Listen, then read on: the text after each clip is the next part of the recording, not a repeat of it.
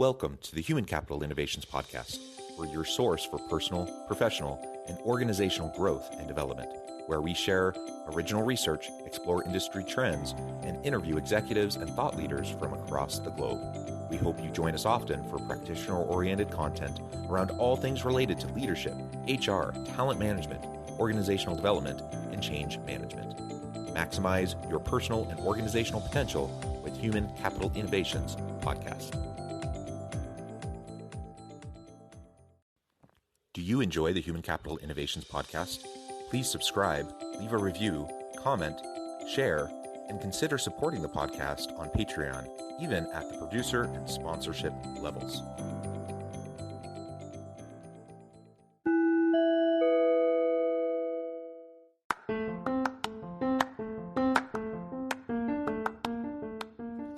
Welcome to the Human Capital Innovations Podcast. In this HCI Podcast episode, I talk with Jason Greer about his book, Bias, Racism, and the Brain, How We Got Here, and What Needs to Happen.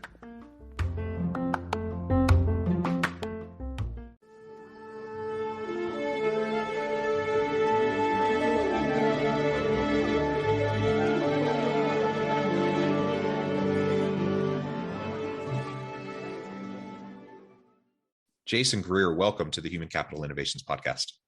Hey, thanks for having me, John. It is a pleasure to be with you today. I'm super excited to have a nice conversation around your book, Bias, Racism, and the Brain, How We Got Here, and What Needs to Happen. Super important topic. We're going to have a lot of fun pulling this apart and really dissecting it and talking about this important issue and really what we can do about racism in the world around us and in organizations. Before we get started, I just wanted to share Jason's bio with everybody. Jason Greer is passionate about helping companies and organizations who are dealing with dynamic workplace challenges to overcome their internal struggles in order to remain union-free while improving productivity and profits. Over the past 16 years, he has been privileged to turn Greer Consulting, Inc. into one of the top employee and labor relations consulting businesses in the United States. Over the last 17 years, he has become an international best-selling author for his book, Bias, Racism, and the Brain. He is passionate about helping businesses and organizations in multiple industries overcome their employee and labor relations challenges. Wonderful. You're joining us from St. Louis area. I'm south of Salt Lake City in Utah. Before we dive on in to the topic for today, anything else you would like to share with listeners by way of your background or personal context story? And then we'll get going with talking about your book. Yeah, not a problem. I'm also a former board agent with the National Labor Relations Board, which is where I learned the whole labor relations, labor law process, which is really was the foundation to creation of my company. So been around, seen a lot of stuff, man. So it's been a good journey. And that's a high profile kind of a position in the National Labor Relations Board. And they do a lot of important work, and it's super complex yes, and messy, super messy and complex and challenging for sure. So I'm sure you'll be sharing some of those insights and experiences with us as we go throughout this conversation. Well, absolutely. Why don't we start with you just sharing with us a little bit about why you wrote this book and why now? What went into the writing of this book, and then we can start to actually pull it apart and talk about some of the different components that you present in the book. Absolutely. So I co-wrote the book with my best friend and my, most trusted mentor in the world, Phil Dixon, who is one of the foremost leaders in terms of the neuroscience of leadership. So Phil always comes from the perspective that the brain is guiding us in terms of the stories that are going on, internally. And like so many folks, and I'm going to talk about the George Floyd moment here. Like so many folks, I was heartbroken, really destroyed for weeks on end after seeing the initial video of former officer Chauvin choking George Floyd. And like so many other folks, I was in shock.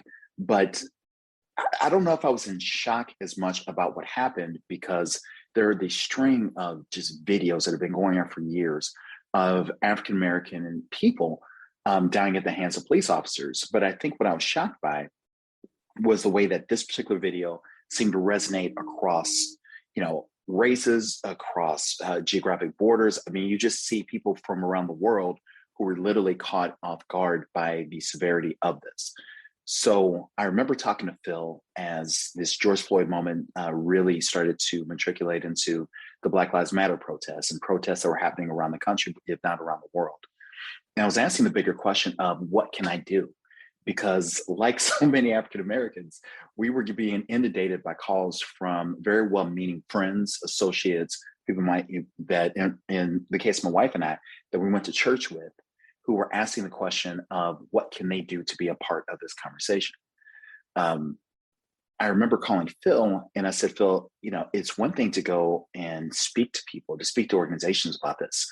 But what if we created something where I talk about my experience as an African-American man, and we don't create a book that's just geared around the idea of white guilt, because let's be honest, there's so much stuff out there, just generated toward the idea of creating white guilt. I wanted to get away from that. I wanted to get this conversation where we could take my experiences and we can help people to funnel it through the thing that we know we have in common, which is our brain. So we took my stories and combined them with Phil's knowledge of the brain. And what we essentially did was we understand from a brain perspective. John, I'm not going to understand where you're coming from in terms of your story unless I have some form of sympathy that bleeds into empathy, meaning that you take me through your story, you help me to understand the impact of whatever it might be. Maybe it was your childhood, maybe it was, experience in school, maybe it's experience in your work, your business, whatever the case might be. Once I hear that story and you take me through that story in terms of how it impacts you, my brain starts to change. But I'm not going to get to the point of empathy until I understand where you're coming from. And that was really the sole focus of this book. And to be brutally candid with you, John, we set out to create a book that we could pass out to some clients, that maybe we could have some great conversations in our personal lives. We had no idea that it was going to take off in the way that it did. Within, I think, maybe 2 days, we were already Amazon #1 bestsellers. And then over the course of a month, we became international bestsellers. So I am heartened by the fact that people want to engage in this conversation around diversity. I love sort of the push-pull dynamic that's happened as a result. We've had people who've said, man, this is the best book we've ever read. And it's just generated so many great conversations. But on the other side, I've had people from various backgrounds, whether it's members of the LGBTQ plus community, whether it's our Latino brothers and sisters, whatever the case might be, who've said, this is a good book because it spoke about your experience as an African-American man, but what about my experience? And my answer to them is, then get out there and write the book. Get out there and tell your story, because we want to talk about how we're going to start to break down some of the dynamics around racism. We can't break those dynamics down until people start to hear your perspective. The more perspectives they hear, and then you're being open to the perspectives that they have to share, that's how we start to break down this thing called race. Yeah, that's excellent. And you're absolutely right. We need more people to tell their stories. And I understand how much of a burden that is. And I don't want to place the burden on the LGBTQ plus community or the Sure. Black community or the Latinx community, whatever. Like, why should systemic racism or bigotry be the responsibility of the oppressed to try to explain, and try to help people understand? So I get that. And I know that is a challenge, but yet, to your point, unless we hear more of those stories, right, it's going to be really hard for many people to really understand and to empathize with the plight, and especially those who may be very disconnected and they may not have personal experience with people from these different populations. Right. And so then how do they form their opinions? How do they form their thinking? It's influenced by media. It's influenced by all the implicit biases and stereotypes that they have swirling around in the culture around them and what they consume. We have to disrupt that somehow. And the most powerful way to do that is through those stories. So I think that's a really great point. I would love to see more people share those stories any chance that they get, so we can have Absolutely. that kind of an impact. Let's talk a little bit more about the neuroscience of all of this, because we do have implicit biases. There are overt prejudices and there are overt types of negative things that we do and say towards those around us. and I recognize that, and I don't want to minimize that or downplay that. Sure. But it seems like the real heaviness of all of this comes through just the small day-to-day actions that are often unintentional and inadvertent from people just going through their day-to-day lives, not even recognizing they're doing it, who probably would be mortified if they realized that what they were doing was having that kind of a negative impact. But it's all this implicit unconscious bias that's just in us. And unless we find a way to disrupt it and to kind of reprogram our brains, then it's going to continue.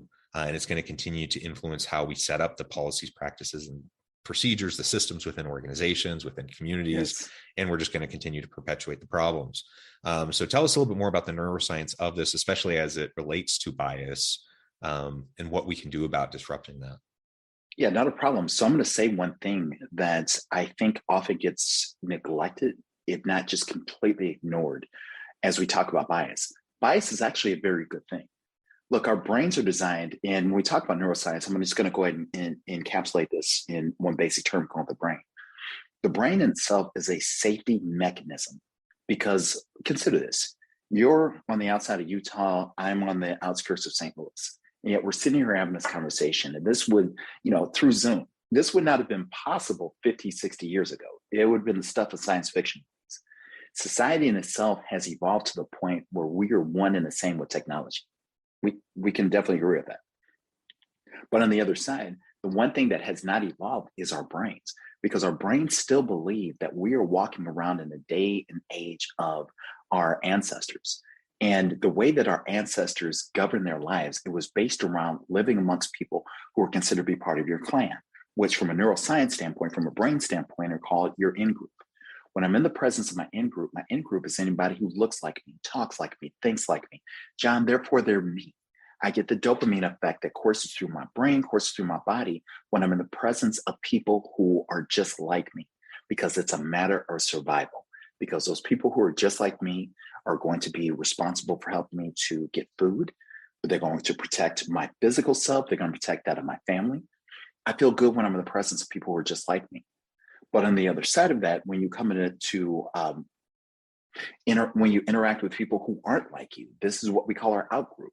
These are people who don't look like me, don't talk like me, don't think like me. Therefore, they're not me. When I'm in the presence of my out group, cortisol kicks in. Cortisol is the stress hormone, and it produces one of two effects. Either I fight or I run. 99.9% of the time, people are going to run because your brain is designed to keep you safe.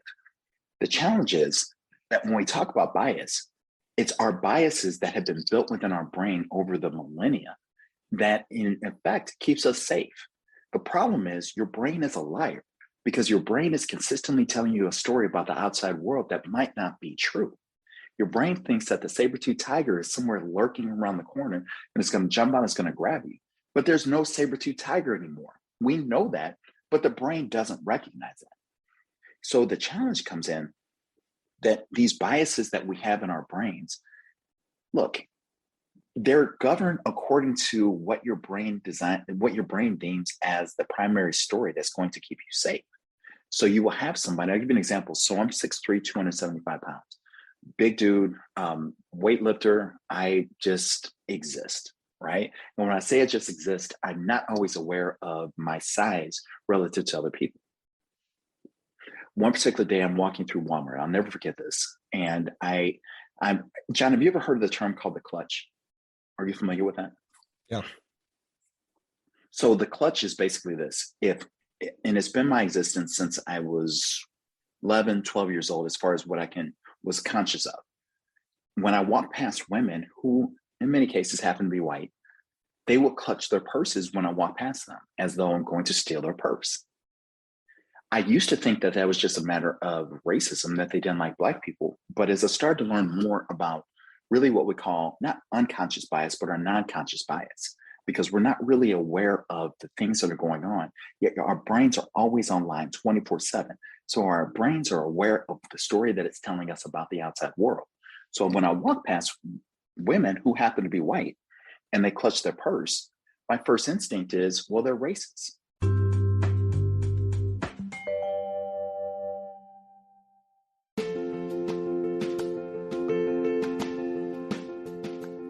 check out my new book, The Future Leader, Creating and Transforming Next-Gen Organizations.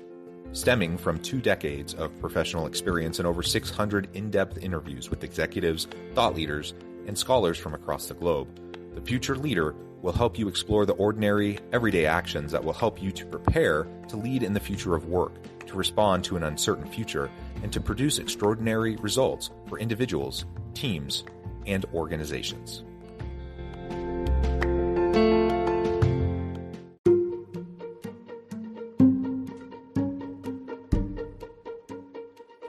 Welcome to the Human Capital Innovations Academy. Courses, micro-credentials, and certificates to upskill and reskill for the future of work. All HCI Academy courses, micro-credentials, and certificates are designed, developed, and delivered by award-winning and internationally renowned scholars, educators, thought leaders, executives, and practitioners. Our courses, micro-credentials, and certificates will help you make your mark on the future of work and make an immediate impact in your organizations. Check out the HCI Academy and our many course offerings and certificates to upskill and reskill for the future of work.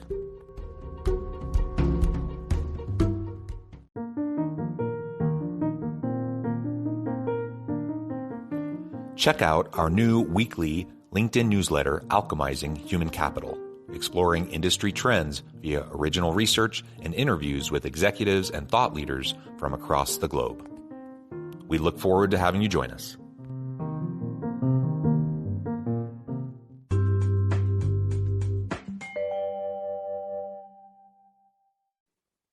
Well, as I started to learn more about the brain, I started to realize that maybe they're not conscious of what they're doing. So I'm walking through Walmart one day. I'll never forget this. And I'm just not aware. I'm just going in because my wife had sent me into Walmart to get something. I can't even remember what it was. And there was this woman who happened to be white who was walking past me. So I'm 6'3", 275. She might have been maybe 5 feet, let's say 120 pounds. Okay. So I walk past her and she clutches her purse. Well, I keep going and it bothered me. But I decided to have what we call a social experiment, on the spot social experiment.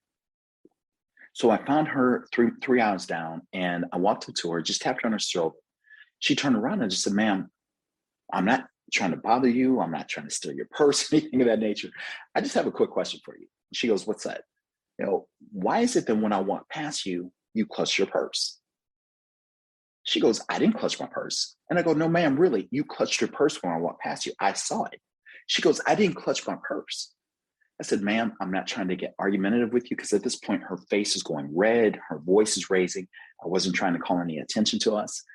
And I said, "Ma'am, I'm not trying to fluster you. I'm just telling you that when I walk past you, you clutch your purse." She goes, "I didn't clutch my purse." I said, "Ma'am, look down."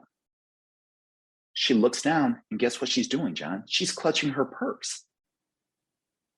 She looks up at me, her eyes tear up. She turns, she's even redder than what she was before. And she goes, "I'm so sorry." Now, John, she truly believed that she was not clutching her purse. Yet she was. So there are a number of things that could have been going on in terms of the stories that are playing on in her brain. Did she have an encounter with somebody who looked like me? Did she have a negative encounter with somebody who looks like me?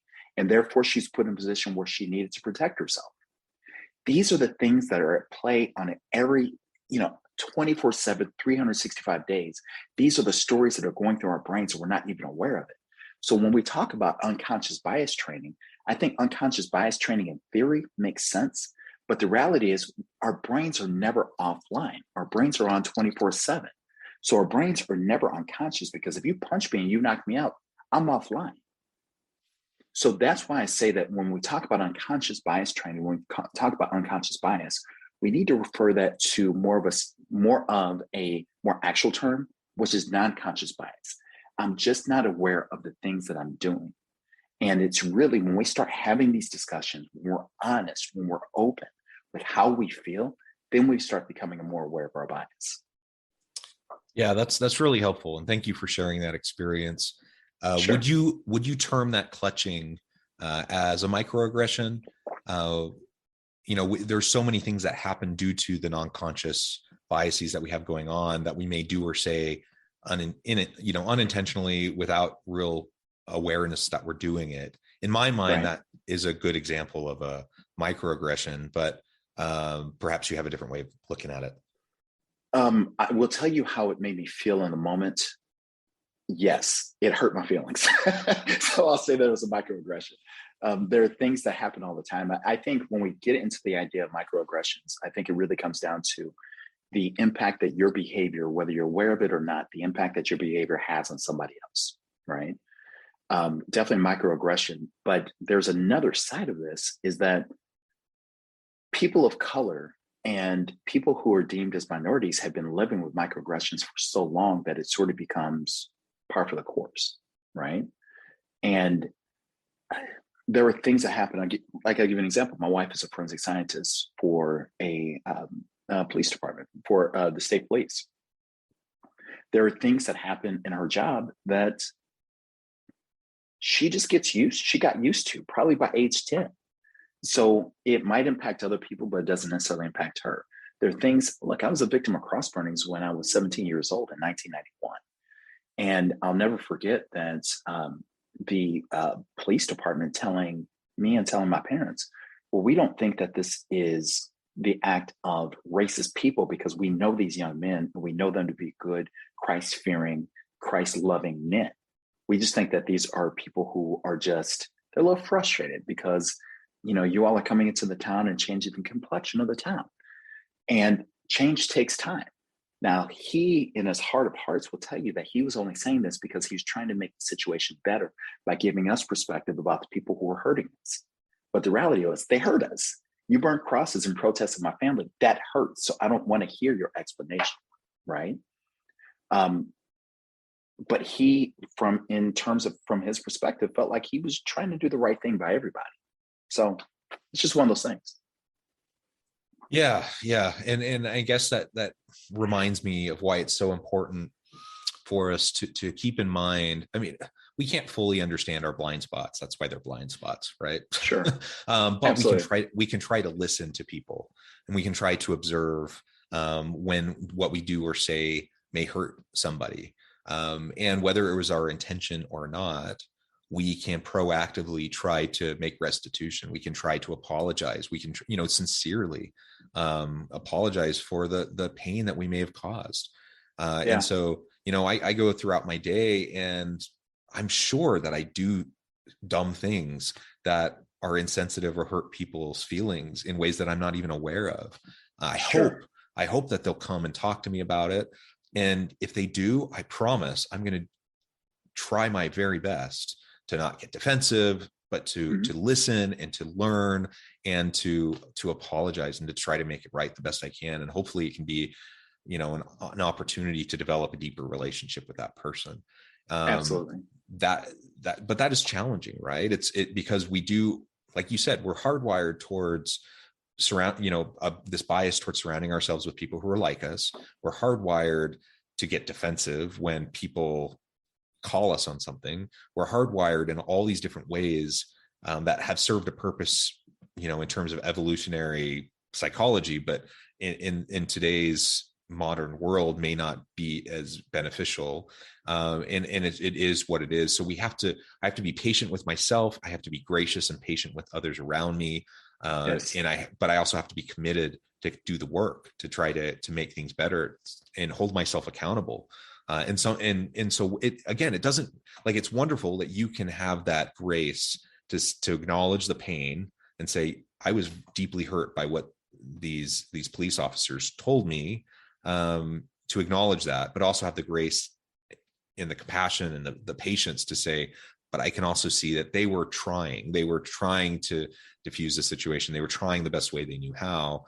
And when we can do that, then it opens up the opportunity to that, perhaps that individual who really stepped in it, they might actually be able to learn from it and move forward and do a little bit better the next time.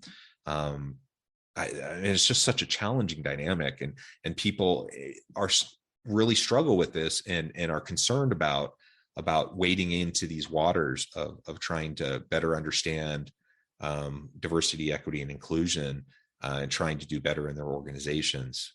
I get it. I get it's messy. I get that it's challenging.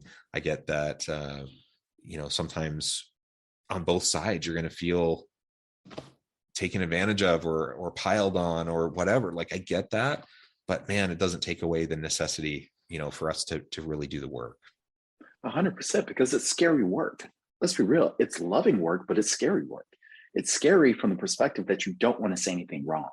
And the problem, I think, because you had alluded to this earlier during the intro, when we talk about the perspective of the media, because I often hear people say, well, it's the media that's dividing us. It's the media who's doing this. Well, I don't remember the media being present when Emmett Till was killed, right? I don't remember the media being present when Black people were being lynched while white people had picnics, right? And ate their sandwiches while Black bodies were being hung from trees. I think that what we need to be careful about is the idea that, I often hear people. I was on a plane. I'm on the road about 200 days out of the year, so I spend a lot of time on airplanes. A lot of times speaking to people who, unfortunately, you never speak to again, right? You never see again. But I remember this gentleman telling me that he felt like when Donald Trump was in office, that racism was actually getting, racism was dying, and that the race relations were actually getting better because of the work that Donald Trump was doing. But it was the media that twisted his work, twisted his words, twisted his intentions. And we were left with this idea that Donald Trump was a racist who, catered to racist organizations. And I'm listening to this gentleman, and my first instinct was, look, I remember at age 17 listening to David Duke actively discuss with me, with my parents, actively discuss how we were credits to our race, but understanding that because we were credits to our race, we were still second. We were still, I keep wanting to say secondary, but we were nothing compared to that in terms of the strength and vitality of the white race, right? And much of the language that David Duke used, I heard through politicians, I heard through various things that happened between 2016 through 2020. But again, this comes back to the perception of, look, we can blame the media all day long for a multitude of things, and the media is what it is. But I think that we also need to learn how to be accountable for the things that we say. We need to learn to be accountable for the things that we do. If somebody calls you a racist, confirmation bias is going to say, well, I can't be racist. I have Black friends, which is a common refrain. Well, let's dig into that. Do you have Black friends? Do they come over to your house? Do they hang out with your kids? Do their kids hang out with your kids? Do they know your wife? Do they know your partner? How much do you know about them beyond just some of the surface level details, right? I think that what we need to do a better job of in this country, but I say in this world, is we need to start being honest about who we are. The reality is we can blame everybody for everything that's going bad in this world. But what part are you playing in terms of what is actually happening within your world? Because one of the things that we talk about with our book is you need to work hard toward mastering your story. Because when you understand your story, the interpersonal dialogue that you have on a 24/7 basis, that's when you can begin to make some incremental changes in terms of your world, but also the impact that you have on other people. So well said, Jason. This has just been a really great conversation. I note the time, and I'm going to have to let you go here in just a few minutes, which is super sad to me because I want to keep going and going and going. And I would love to have you back anytime and we can continue the dialogue. But before we wrap up for today, I would just love for you to share with listeners how they can get connected with you, find out more about your work and where they can find your book. And then give us the final word on the topic for today. Absolutely. You can find my book on Amazon. I will tell you to reach out to me on LinkedIn at Jason.Greer, I believe it is, or on Instagram, Jason.Greer, as well as on Twitter at Labor Diversity. Here's what I'm going to say to you folks. For those of you who are out there doing this critical work called just trying to be human, forgive yourself when you get it wrong, but don't stop just because you got it wrong. Keep moving forward. I mean, the thing that we have in common is our brain, but there's also another perspective that we have in common. And that's a genuine desire to make the world a better place for you, for the ones you love, and especially for our children. Love each other, embrace each other, forgive each other, but keep moving forward because that's all we can ever ask for. Wonderful. Thank you, Jason. It's been a pleasure. Thank you. I encourage listeners to reach out, get connected, find out more about what Jason can do for you. Check out the book and the many other opportunities to engage and to leverage the resources and the experience and the expertise that Jason brings to the table. And as always, I hope everyone can stay healthy and safe, that you can find meaning and purpose at work each and every day. And I hope you all have a great week.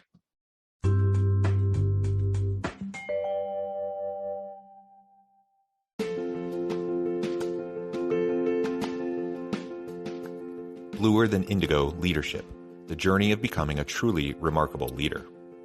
Early in my adult life, I learned about an Asian proverb that translates as bluer than indigo. If you think about the color indigo, it is a brilliant, deep, and vibrant blue, what some would call the bluest of blues. To have something that is bluer than indigo is rare and truly remarkable. Contrary to popular myth, there is no one-size-fits-all or cookie-cutter approach to effective leadership. There is no silver bullet, no secret sauce, no go-to model that will solve all of your problems. The truth is, great leaders have all had their unique strengths and flaws, and have all had to discover and then pave their own distinctive path in their life's journey to fulfill their leadership potential. Bluer Than Indigo Leadership will help you discover your own path and explore those ordinary, everyday actions that will help you respond to an uncertain future and produce extraordinary results for individuals, teams, and organizations.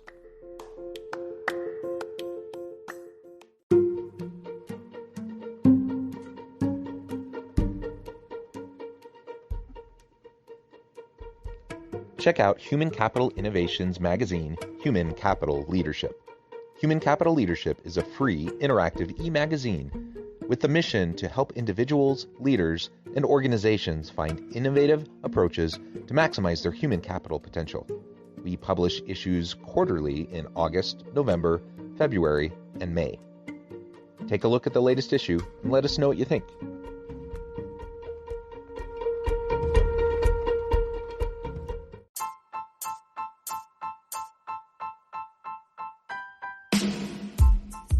The Alchemy of Truly Remarkable Leadership. Ordinary, everyday actions that produce extraordinary results.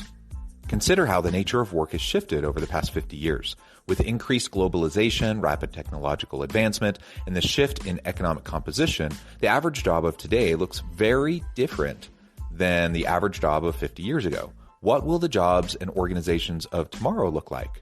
Moreover, what does this all mean for organizational leaders? What are the core competencies and capabilities of organizations and their leadership that are prepared for continued disruption and geopolitical and socioeconomic shifts?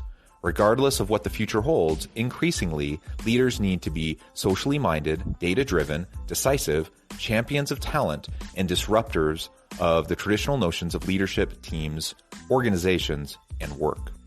The Alchemy of Truly Remarkable Leadership will help you to explore your own leadership competencies and capabilities and consider ways to apply and implement them into your workplace and personal life.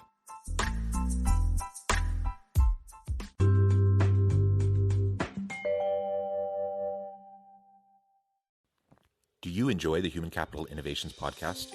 Please subscribe, leave a review, comment, share, and consider supporting the podcast on Patreon, even at the producer and sponsorship levels.